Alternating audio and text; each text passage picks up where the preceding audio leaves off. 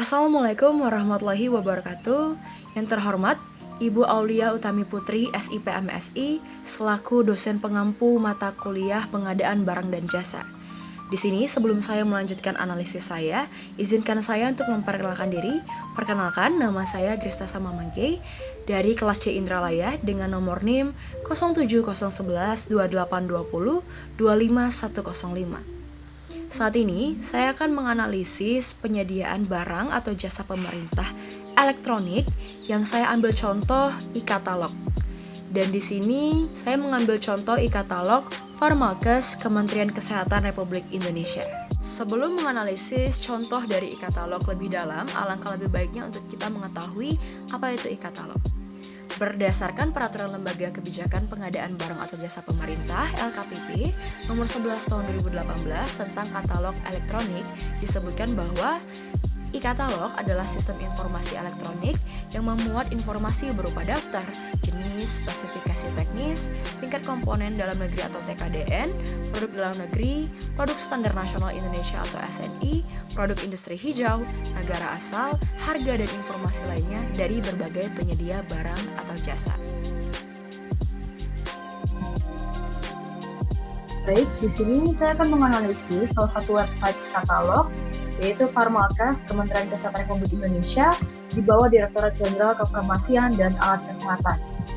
Untuk tampilan awal, di sini dapat terlihat bahwa website ini sangat update sesuai dengan tanggal yang ditampilkan, Rabu 5 Oktober 2022, kemudian terhubung dengan Facebook, Instagram, Twitter, YouTube dari Farmalkes itu sendiri. Mari kita coba apakah dengan ini.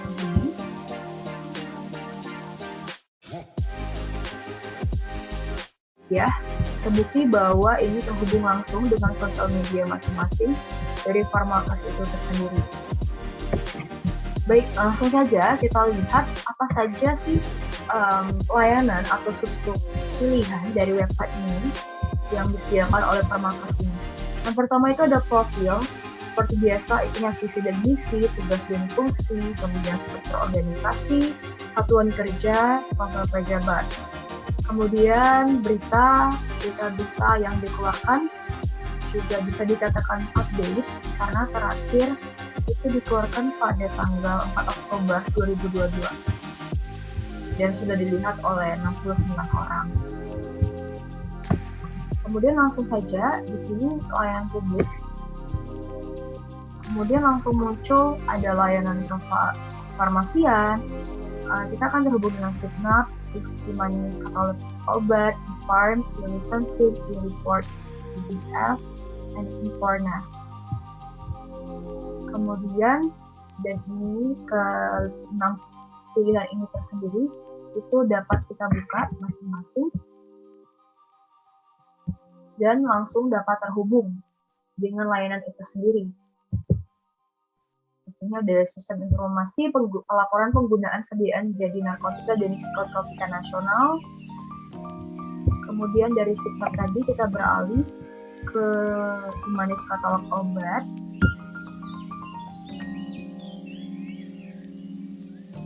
Nah, di sini adalah sistem monitoring dan evaluasi katalog obat itu sendiri. Kemudian kita juga dapat melihat Farm, Relationship, Report, PDF, Infornas. Dan kemudian selain ke layanan kefarmasian, itu ada layanan alat kesehatan di Rigwelkes yang dibangun untuk memfasilitasi layanan publik dalam proses perizinan yang menerbitkan izin edar produk alat kesehatan dan PKRT terbekalan kesehatan rumah tangga. Dan di sini juga kita harus login terlebih dahulu untuk dapat menggunakan layanan publik ini. Lalu beralih ke layanan apoteker. Layanan apoteker tersedia ada dua option, yaitu Simpadupak atau SPA dan juga Sepakat. Jadi kita coba buka di Simpadupak. Baik, untuk di sini kita dapat melihat ini adalah monitoring daftar usulan penetapan angka kredit atau dupak tenaga kefarmasian. Baik, langsung saja. Kemudian kita beralih dari layanan publik ke informasi publik. Informasi publik di sini ya tersedia laporan keuangan, laporan kinerja, perjanjian kinerja, dan kemudian rencana kerja. Kemudian langsung lanjut ke produk hukum. Di sini tertera undang-undang, peraturan pemerintah, peraturan presiden, keputusan presiden, instruksi presiden, peraturan menteri kesehatan, keputusan menteri kesehatan, keputusan direktorat jenderal, surat edaran, kemudian rancangan produk hukum. Ini juga ada pilihan yang bisa kita unduh seperti buku pedoman, buletin infarkes, infografis, cuklak atau jenis, dan paparan. Dan semua pilihan ini dapat dibuka dengan cukup mudah. Tapi untuk beberapa hal tadi juga kita harus login terlebih dahulu. Kemudian tautan, di sini juga kita dapat melihat Kementerian Kesehatan, langsung terhubung, kemudian Satgas Penanganan COVID-19, kemudian Komite Farmasi Nasional, Badan POM, Dinas Kesehatan.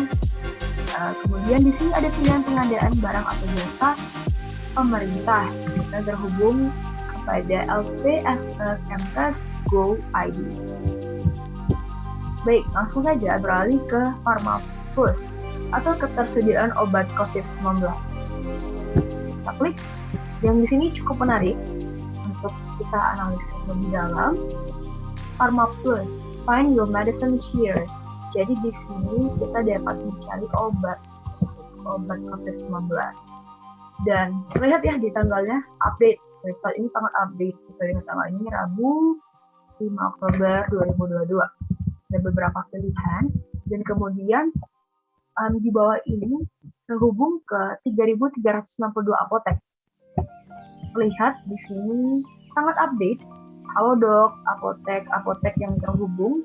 Kemudian ada Kimia Farma dan beberapa brand lain, beberapa apotek-apotek lain yang kita tidak asing, sering kita dengar, dan juga obat-obat yang dapat kita temui di sini juga sangat tersedia, cukup lengkap, khusus ini untuk penderita COVID-19. Lalu bisa langsung terhubung ke WA. Mari kita coba apakah benar bisa langsung terhubung ke WA.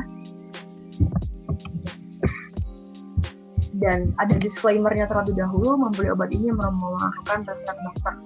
Lanjutkan.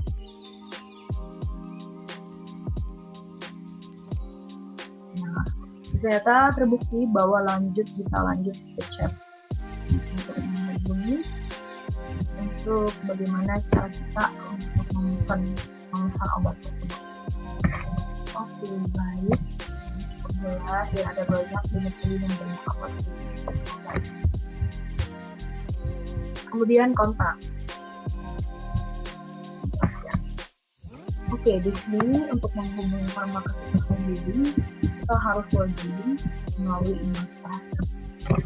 email pribadi masing-masing. Baik, berdasarkan analisis saya terhadap e-katalog Pharmakes, saya dapat mengambil kesimpulan.